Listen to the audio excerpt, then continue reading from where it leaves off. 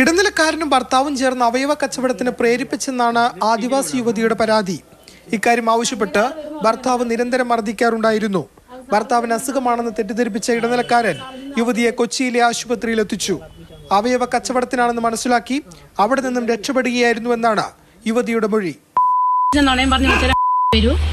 അതുകൊണ്ടാണ് നമ്മളിങ്ങനെ ബ്ലഡ് കൊടുത്ത അതിന്റെ സർജറി എന്ന് പറഞ്ഞു. എന്റെ ഞാൻ പറഞ്ഞു എനിക്ക് താല്പര്യമില്ലെന്ന് പറഞ്ഞു. ഞാൻ കിഡ്നി കൊടുക്കാൻ വരില്ലെന്ന് പറഞ്ഞു. കിഡ്നി ദാനം ചെയ്യാൻ വേണ്ടിയിട്ടാണ്. ഞാനത് വരില്ലെന്ന് പറഞ്ഞു. പേരാവൂർ സ്വദേശിയായ ഇടനിലക്കാരൻ ബെന്നി 9 ലക്ഷം രൂപ വാഗ്ദാനം ചെയ്തു. കമ്മീഷൻ തുക ഭർത്താവിനും ഇടനിലക്കാരനും നൽകണമെന്ന് ആവശ്യപ്പെട്ടതായും യുവതി വെളിപ്പെടുത്തി.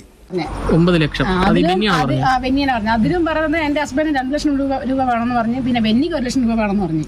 ബെന്നിക്ക് ഒരാളടുന്ന് വാങ്ങുന്നത് 30 ലക്ഷം രൂപയൊക്കെയാണ്.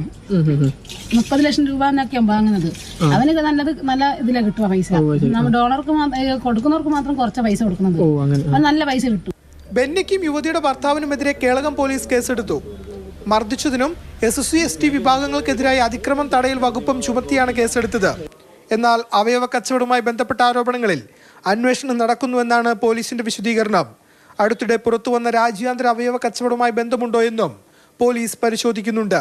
മാതൃഭൂമി ന്യൂസ്, കണ്ണൂർ.